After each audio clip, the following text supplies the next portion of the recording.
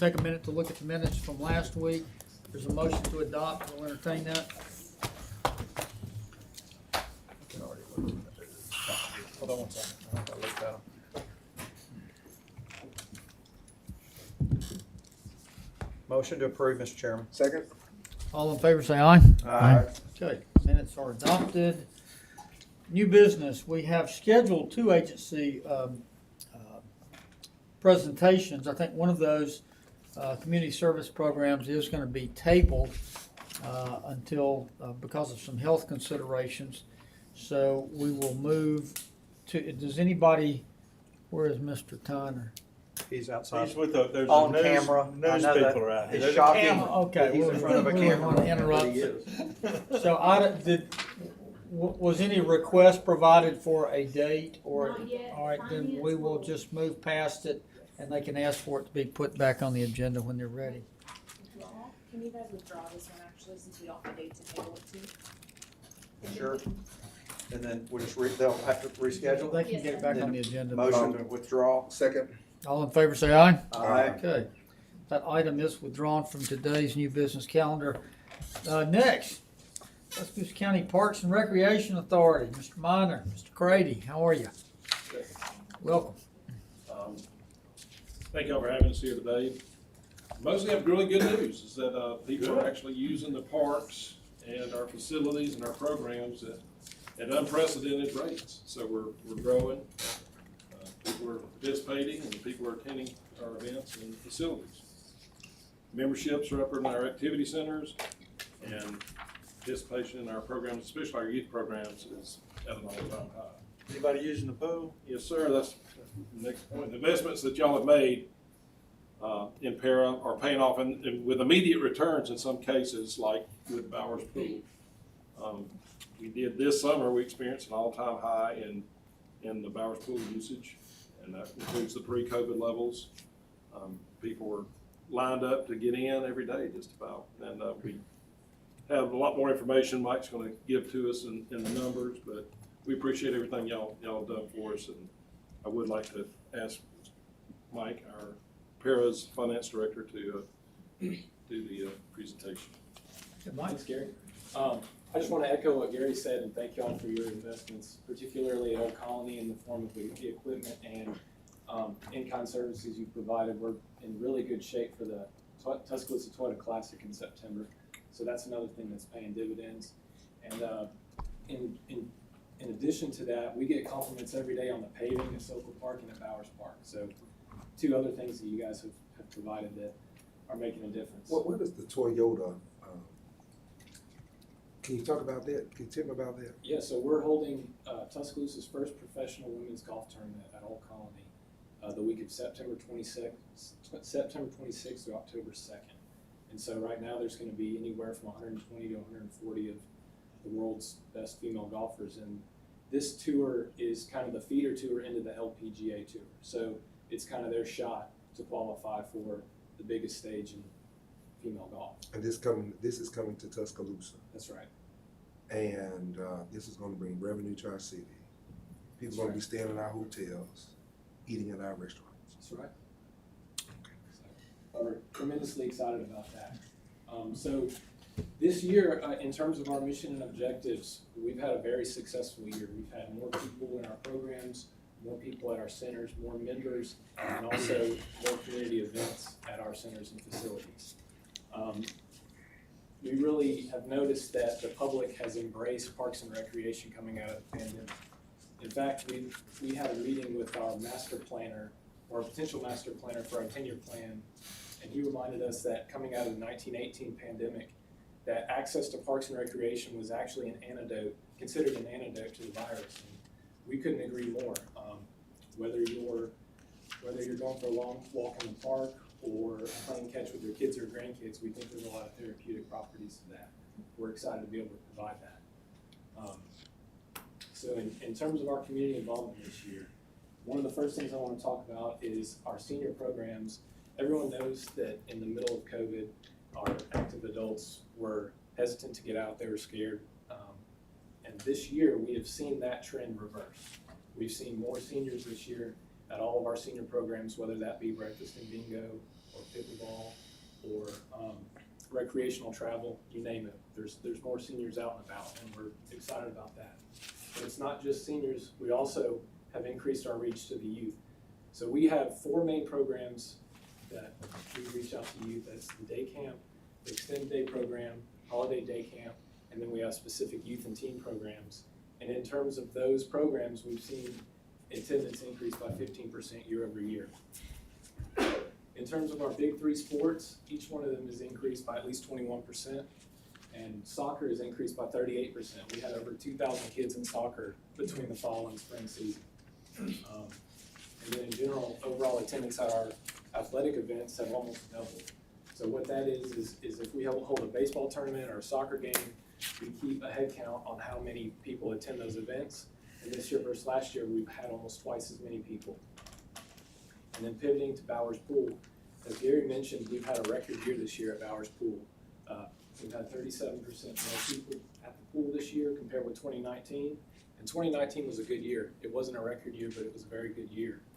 And then also at all of our pools in general, we've doubled the amount of people that have come through to swim or do a fitness class or anything related to aquatics.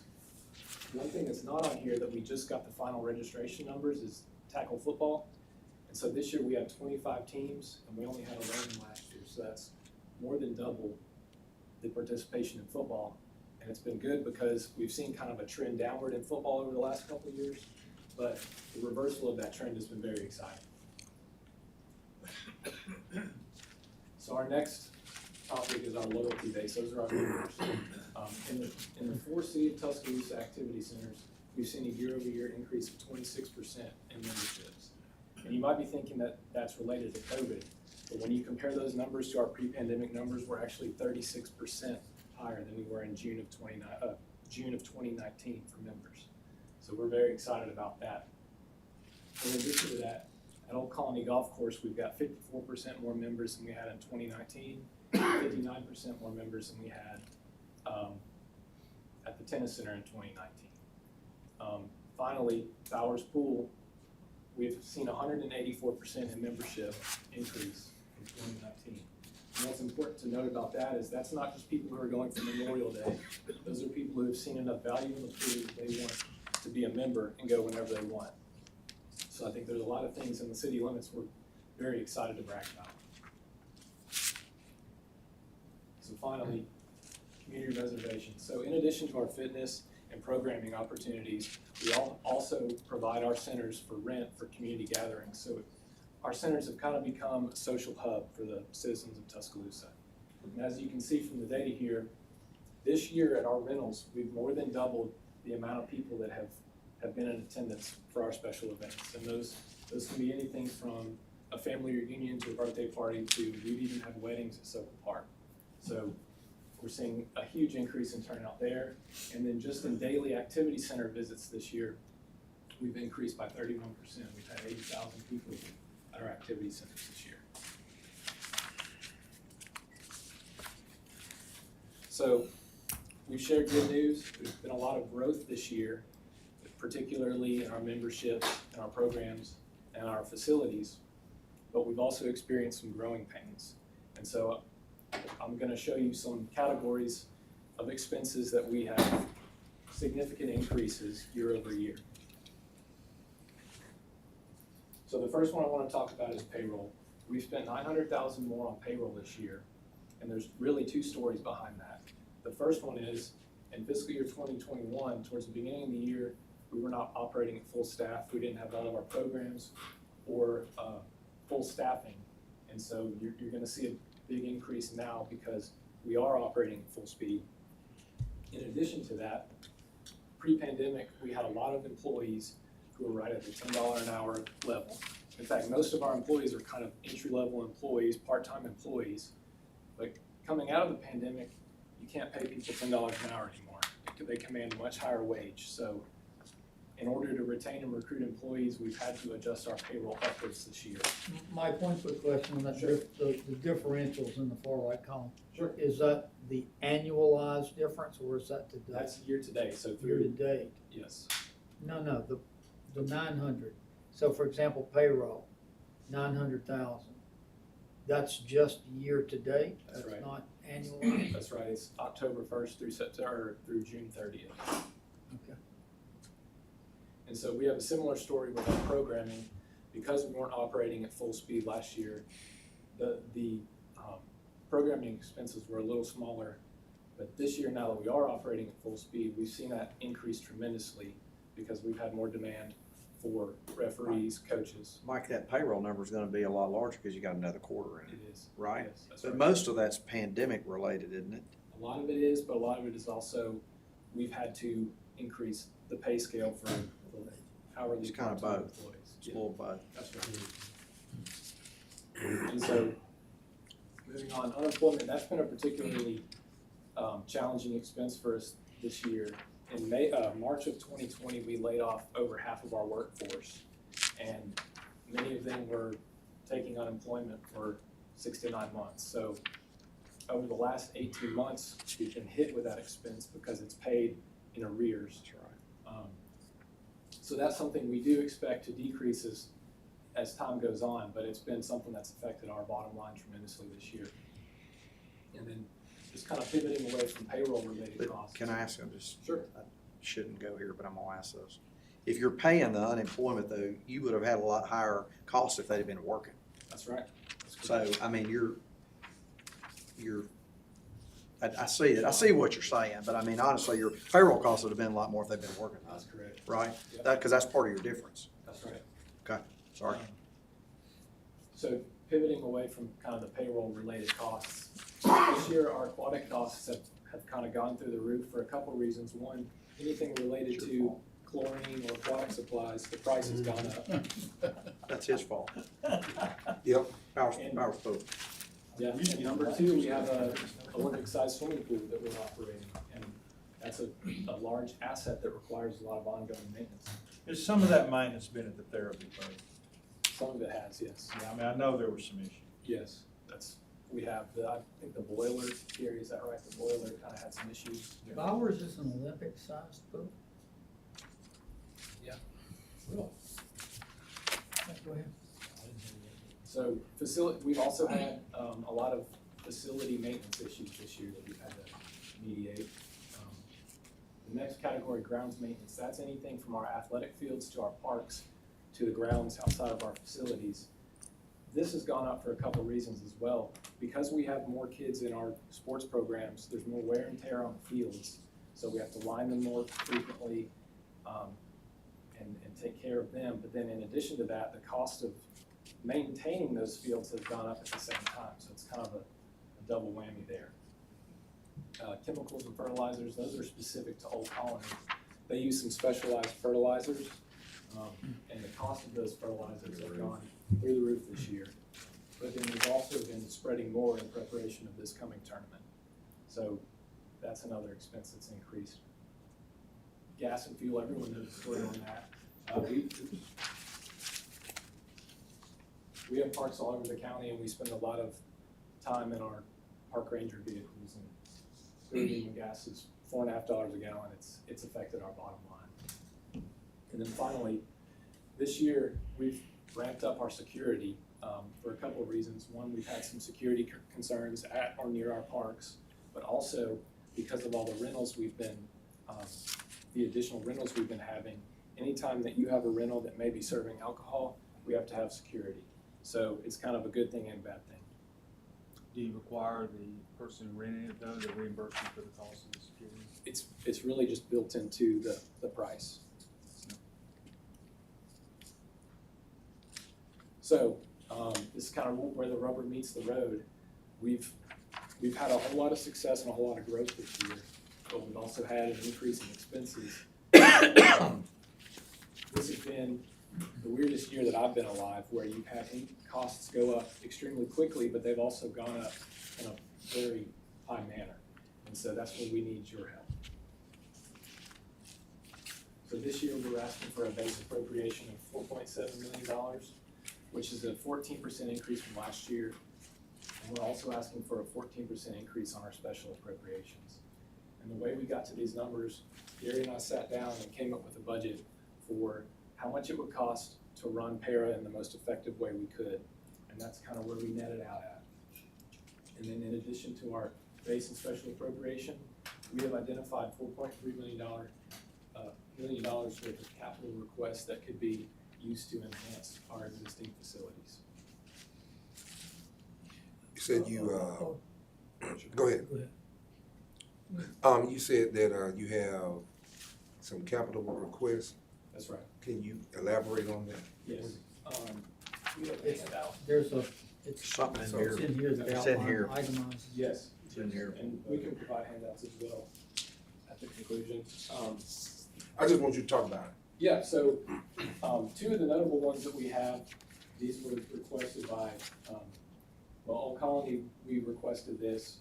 Brian Harden was here at Finance Committee last week, and he, was talking about an additional 9 holes at Old Colony Golf Course. We consulted with a golf course consultant, and they estimated the cost of that feasibility study to be $55,000. So that's one of the notable ones in there. We've also had a request to rebuild an airfield at Palomar Park that was $150,000. And then we also have deferred maintenance costs included. There's a roof for the Belk Center. We needed a roof for the Belk Center. We have some security upgrades that we requested at the city facilities. And then, Go ahead. okay. And then we also have just some ideas of ways that we could add some amenities to the parks. When you said Palomar Kip, what's that, 10 Park, Palomar Park Airfield, 62,000. that's, that, Operational shortfall. what is that gonna look like in, Palomar Park? That's in my district. Yeah. Gary, do you know anything about that? Yeah, Palomar Park, you know, with the neighborhoods, I think it's High Grove, Yes. they asked us to stop flying, or at least our aero modelers to stop flying their airplanes over that space. And in looking for a different place for them to be, you know, Palomar Park was the option that they wanted, and it was the best option to fit them. They have to have a little clear space, and you know, out beyond the skate park is I an know. open field there. And so the county has agreed to come out and create an airplane landing field for them, level it all. And the $150,000 request was for putting in pavilions, water, and things like that. And this is for like, remote control airplanes? Yes, it's, The West Alabama Air Model. Okay. and they had, you know, at Sokol, they actually had one of the best facilities in the state. And so, you know, now they don't have much, so they're hoping to get back a little closer to where they were, I guess. Thank you. Can, I'm gonna try to push it up to a more macro level simply because we've got a tough, given the other 2 meetings, we're pinned to close to a 4 o'clock cutoff, and I'm gonna work Fraser Lanier in. But so 4 3/4 is what you're asking for from the city this year. What was your appropriation from us last year? $4,172,000. So 4.2 to 4.75.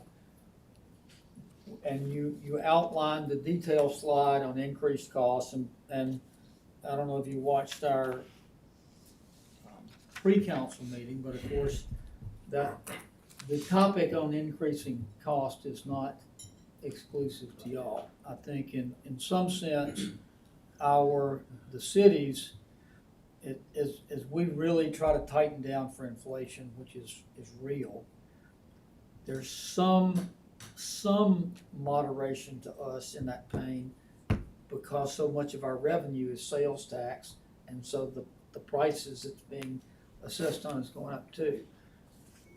What are, talk to us about your revenues. So you're 4.75 from the city is 4.8, that's what you're asking for, what from the county?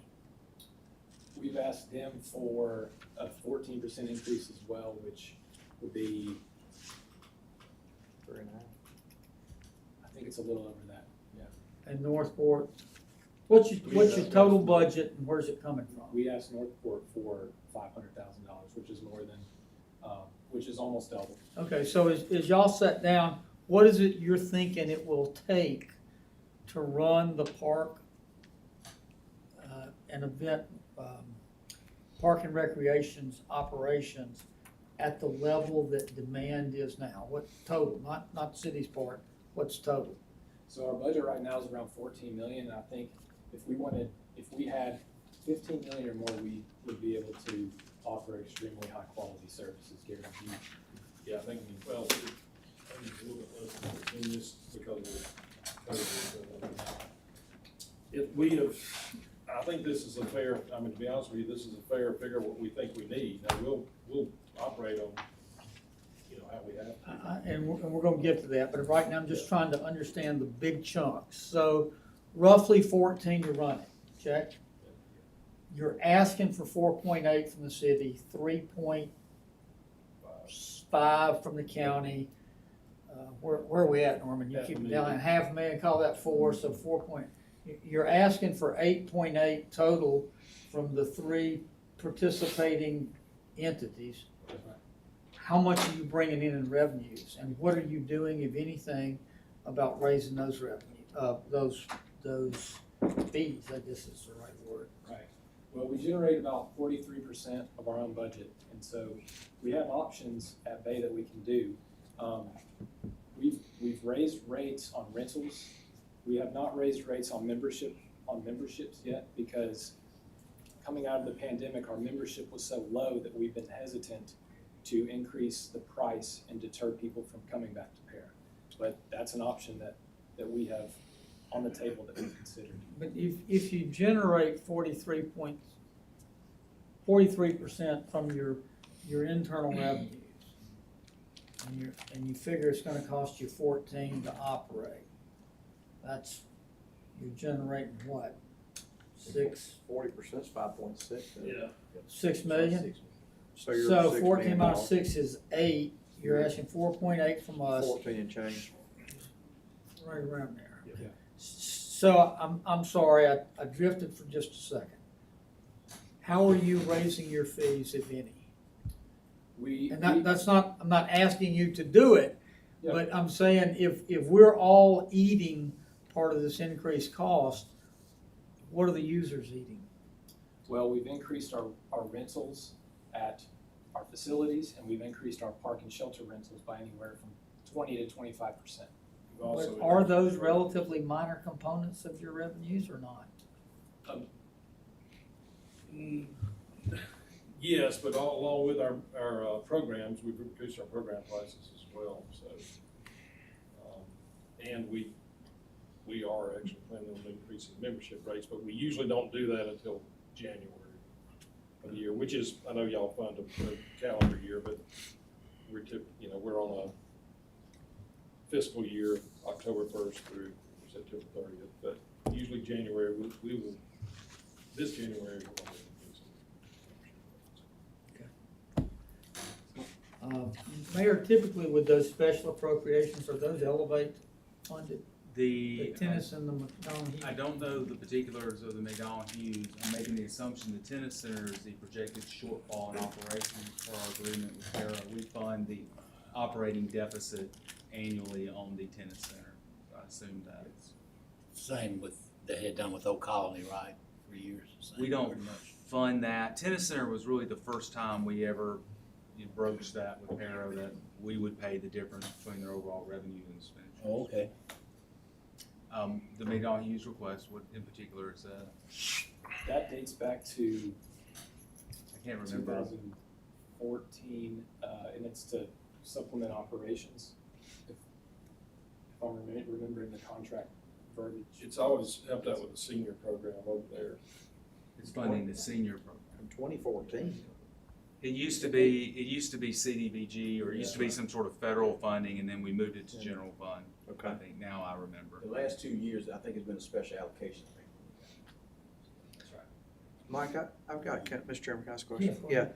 if, in a normal year, when I read through part of this, I'm looking at this statement of net position, just to educate me, that was dated 2020, September 30th. in a typical year, if you guys lose 200 and something $1,000, because I saw in that other year that you basically move that money out of reserve, or you do that. That's right. I'm looking at just, I believe I'm reading this right, I'm not real good on governmental accounting, but net position, Carly may have to step in and help me, but net position, you've got restricted and you've got restricted PPP and insurance, but what is y'all's true reserve that you pull that out of? Is it that $2 million? That's right. It kind of fluctuates, but right now, it's right around $3 million. Okay, so does that, is the PPP and insurance still on? Because again, this is dated, I mean, it's almost 2 years ago, but I mean, is it? It was forgiven in 2021. So it was, so is that money still on the balance sheet too? Yes. Okay, so your true reserves are 2 million plus another 3 million, so it's $5 million? No. Or- right or now, total they're right three? around- Total. Total 3, okay, I'm just curious about that, because when I was looking at that. So if you're short, if you have a shortfall, you're taking it out of reserves. That's right. Okay. What's your anticipated shortfall for this year? I'm sorry. What's your anticipated shortfall? Through July, it's around 350,000. We'll see how August and September. Typically, the summer months, we see a huge spike in revenues, and then at the very end of the year, they kind of trail off. So I would expect 350 to 400.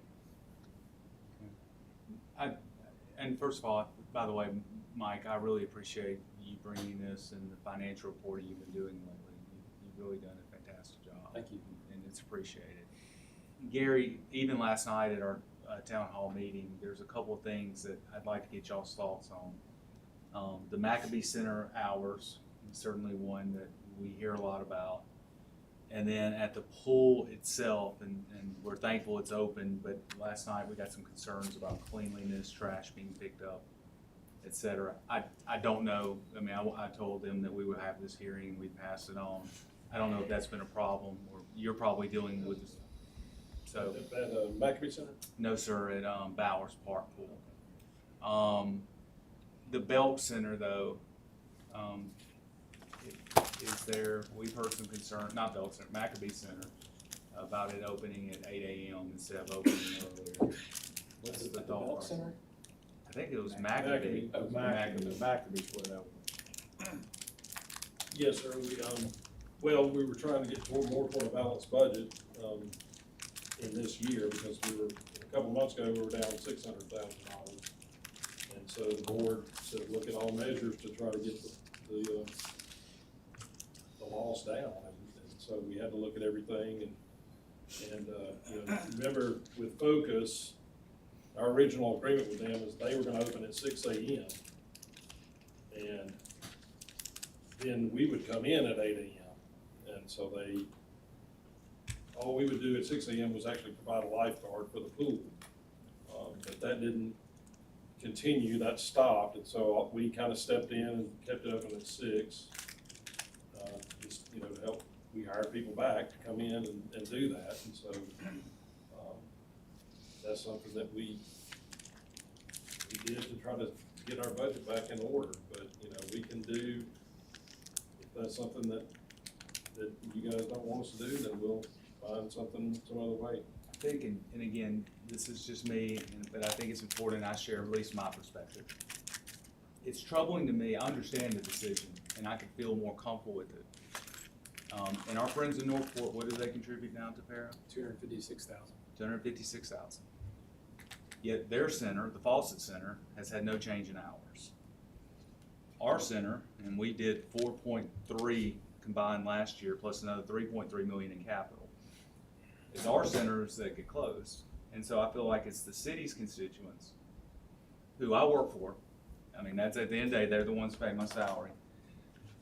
I just wish it could have been reached out to us in advance to find something, because we were hit with that, and we didn't necessarily understand it or have a very good response.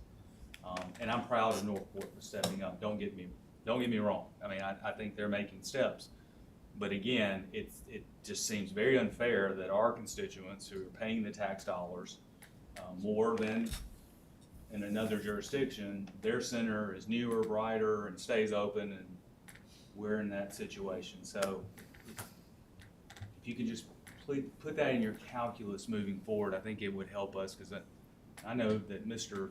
Tyner, Mr. Fell, and myself, we would want to work with you to find a solution on that, to that problem.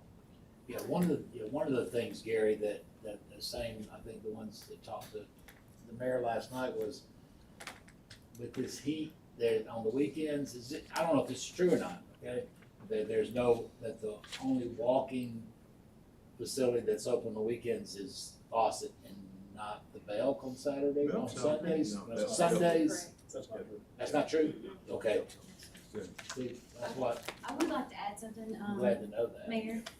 We do have a program that we use it shows when people come in our facilities. So what we did, we took the times, it took every day of the week, and we did the times that the facility was open to determine where we were going to cut the hours. So if a facility is open at 5 o'clock in the morning, and this is an example, but these statistics are real. If a facility was open at 5 o'clock in the morning, we would have 2 people coming in before 8 o'clock. So in our minds, there's 2 people there, okay, making upwards of $12, $15 an hour, and there are 2 people coming into the facility. So when it came time for us to make the decision of how we're gonna cut back, now everybody got some hours cut back, whether it be the center or the pool inside the center. There were changes made to all facilities. Okay, so I'm gonna have to lift the level up a little bit. I'll finish with this. I certainly understand. I think if you could, in the future, communicate that, because that's our viewpoint. Absolutely, and we will send those numbers from our system over to you. Even today, and I think this is a good thing, the city of Tuscaloosa partnered with the county at the Bobby Miller Center to lay a concrete pad Yes, thank you. to for air Absolutely. conditioning units. So I know that's granular, but I mean, we know, and that's a quote county facility. We're all in this together. But just, if you could communicate with us, we might be able to help, I think is what I'm trying to say. So either committee or Mike and Gary, are there any other big points you want to hit while we've still, because I'm gonna have to start bringing this to a close. The last thing I'll just close with this. We've done, since going back to 2014, which there's a typo up there, it went back to 2014. We've done more with less for a long time, and we've done a good job. But this last year, costs have accelerated tremendously, and we're just asking for help this year. I'll just add, just in case you don't see it up there, but we were funded more by the city in base appropriations in 2014, 8 years ago, than we were last year. Well, I appreciate what y'all do. I also appreciate the difficulty of serving 3 bosses. We all know that. I will tell you, in terms of an editorial comment, the comments I get from my district, and I'm sure it varies by district, are fix the holes in the road, keep the noise down, and I love para. So I don't know which facilities my folks are going to, but whichever ones it is, what flows back to me is praise. So And not to beat the pool to death, but I can't tell you how many people reached out and said, thank you for the pool being open. Because I had almost that many people last year talking ugly about blaming me for the pool not being open because it was my district. But everybody was happy with the pool, Mayor, and I want to thank you for helping with that. Ditto. Gentlemen, thank you very much. Any other questions? So, Thank you. Appreciate it. Mr. Fail, can I cut into Sure. your time by a little 10 minutes-ish? Please. Because I know John's driven in from Montgomery, I'm assuming, and I promised Lee at least 10 minutes on the schedule to talk to us about some bond issues. Thanks, Gary. Thank you, sir. Thanks, Mike. John, you think you're gonna keep him limited to 10 minutes? That's what he promised me. Huh? I'm skeptical. That'll be a first. Start the clock. Done. 4-0-0.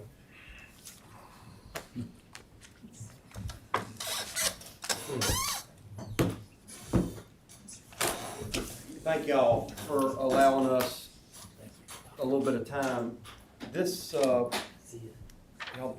didn't think y'all probably have to see us this close from the last time we were here, but just in response to about 3 weeks ago when a presentation was made at the Road Commission, unfortunately I was not, given a heads up of it was going to be presented, although I have been in communication with their financial advisor since obviously we've been working with y'all and they've been looking at the best ways to finance the projects that the Road Commission has. And so the mayor graciously sent me a copy of what took place in the meeting. Obviously John had an emergency, couldn't be there. I was at a conference, and so I'm normally at those meetings, but I couldn't make it. So after we digested what took place, I sent a few emails to Mr. Busby and the Finance Committee and the mayor and the staff just to kind of the 24-hour response, but we needed a little more time to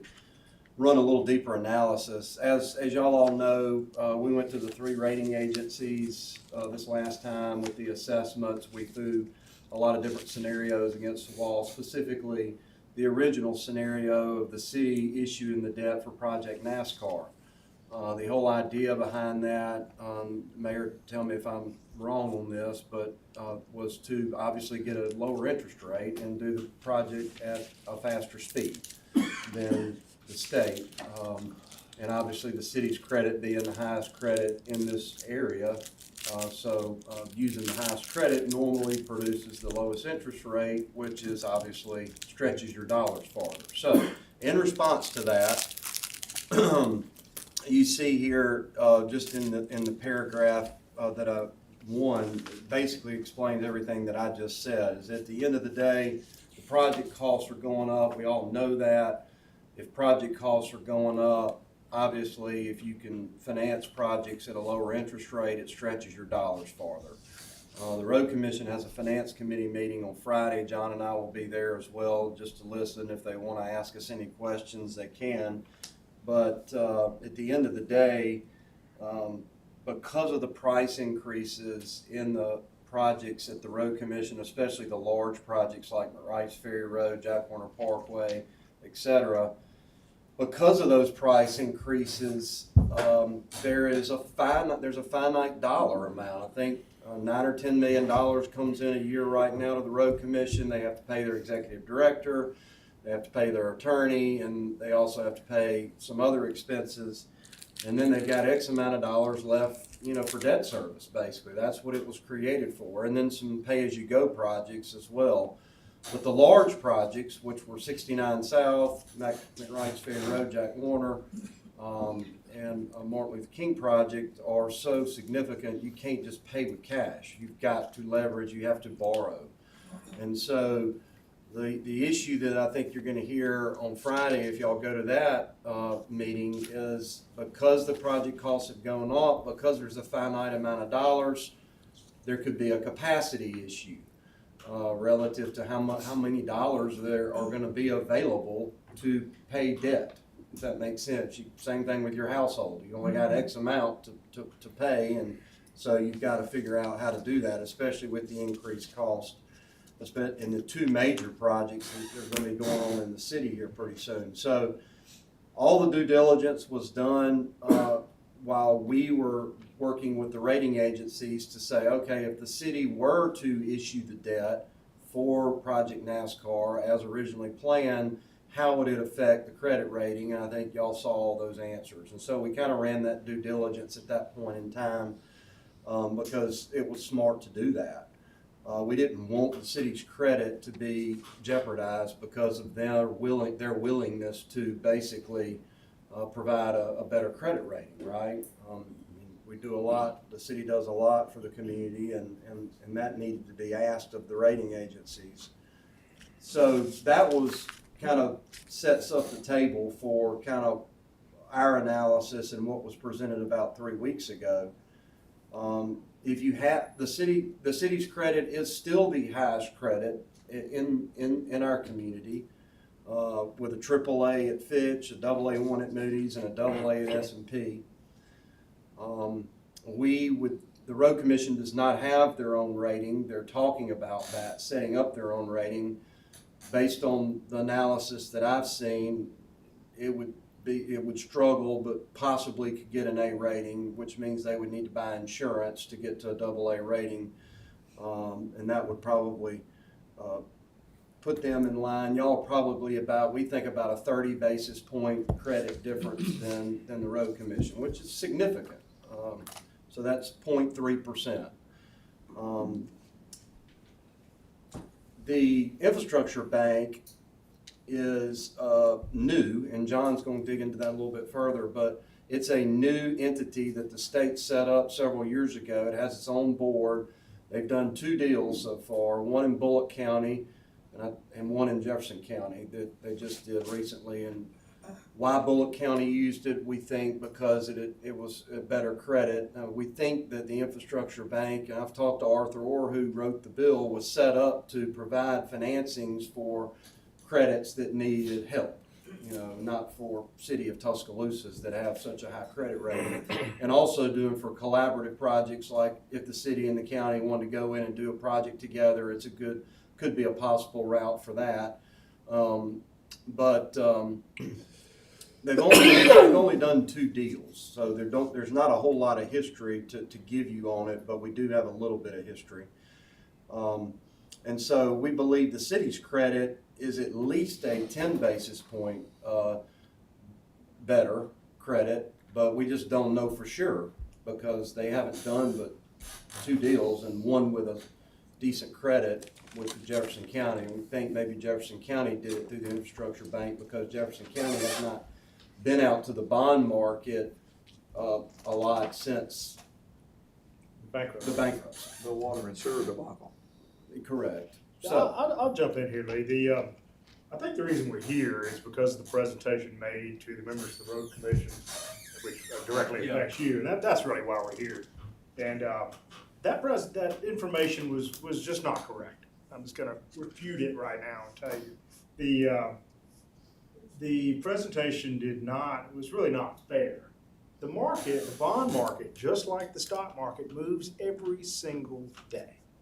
Those 2 sales were 5 days apart. Something that happens 5 days ago is 100% not going to be the same thing that happens 5 days from now. To your point, it could happen the same day. It could be radically different. Same Every day. 10 minutes it can be different. And I want to give you an example that all of us can understand.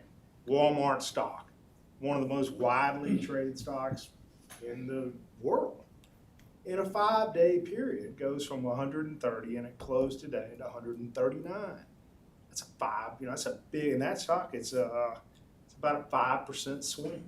That's a big deal. And that's for nothing. There's no news, it just happens. That's the market. Bond market's the same way. You can't, we'd love to be able to pick which day to go, but we don't have a clue. We'd be lying if we said we did. We try to do the best we can, and everybody, but sometimes you just get lucky. I don't have anything negative to say whatsoever about the infrastructure bank sale. They got a great deal. Good for them, and I'm pulling for it. We sold bonds that same day. We were selected by the state of Alabama to sell about $520 million worth of bonds for the prison deal. We had a great market too, and it worked out great for the state. So that just happened to be a great day to sell bonds. But the difference between what was presented, again, I want to put it in context of that 5-day swing.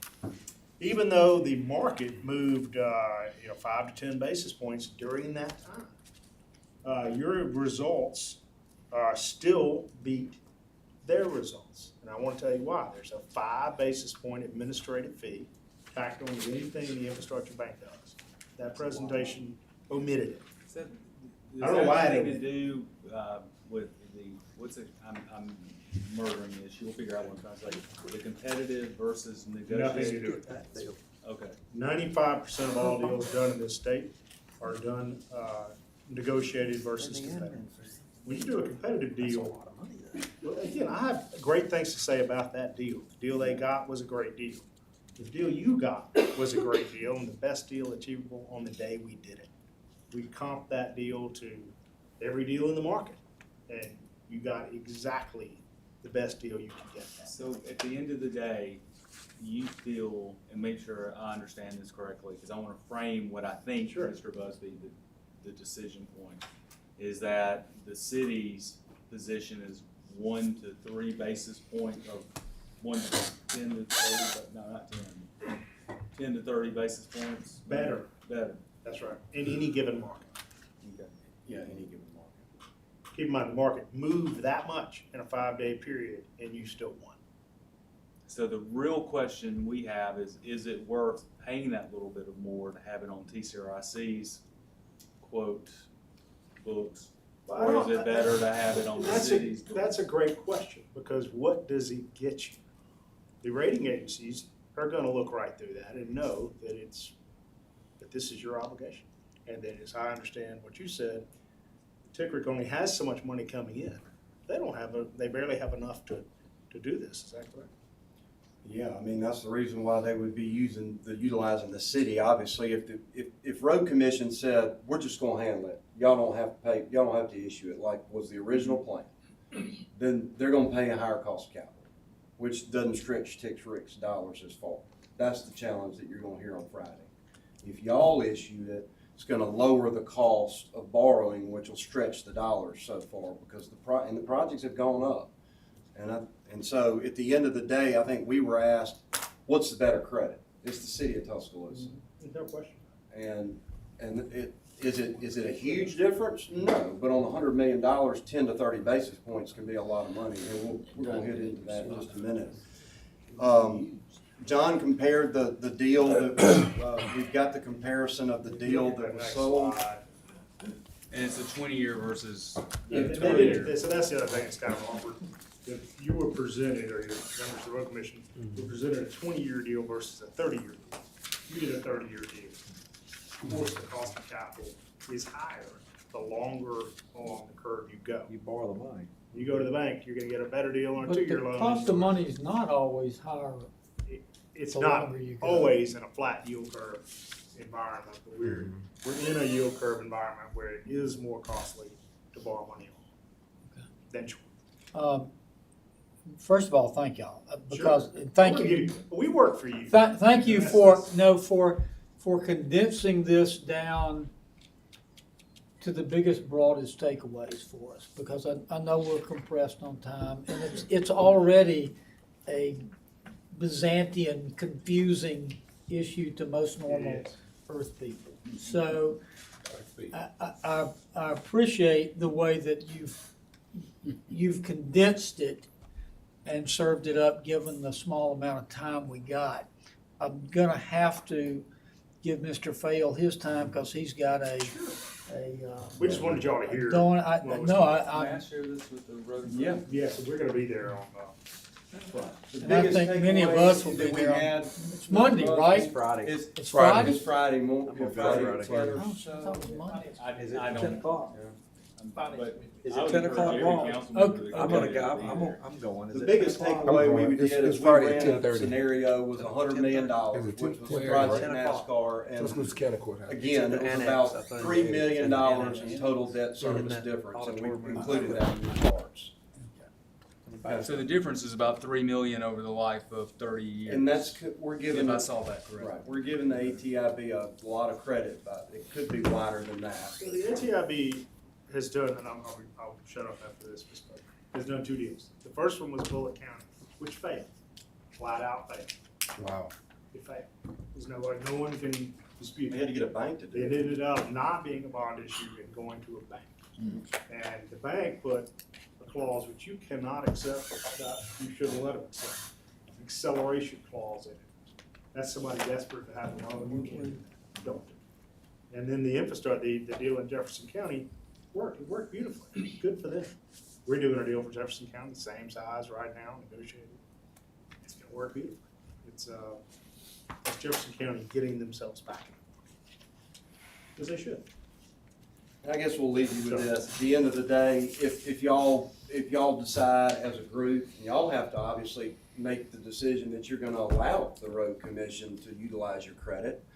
And that's the decision, that's the reason why we went to the 3 rating agencies, and y'all take the information and use it how you wish.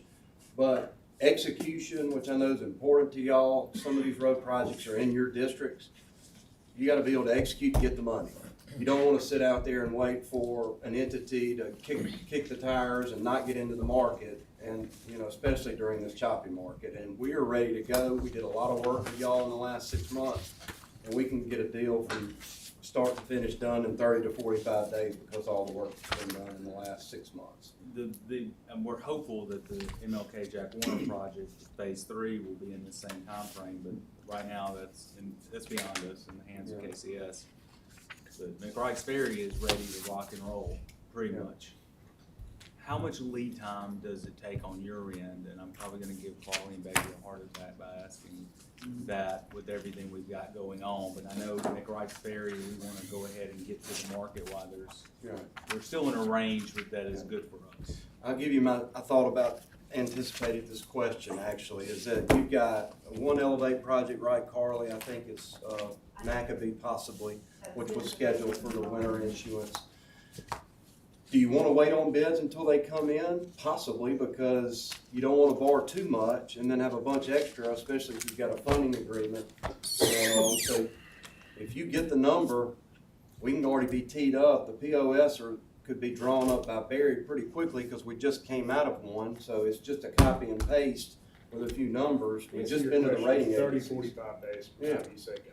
And you might even want to wait till you get bids and then we can just pop in the number.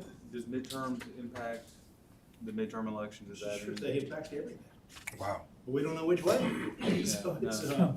We've proven that time after the answer is time. it's gonna change. We don't know which. I will throw 772 hearings and the public comment period into effect as well, so Good it's point. not just gonna be, we would have to wait out that time period. So on bid, we have 60 days to accept the bid, or 45 days? You can write it in different ways, depending on what it is, but contractors are very new about holding it today, because that's what we had to do with the plant project. Especially currently with everything going up, they don't like being locked in for any longer, so it may cost us more. You may have to start the 772 process. We're gonna have to wrap this up. Okay. Thank you. Mr. Crowe, Mr. Wilson, is there a motion to adjourn? So moved, second. All in favor, say aye. Aye. Finance adjourned. Thank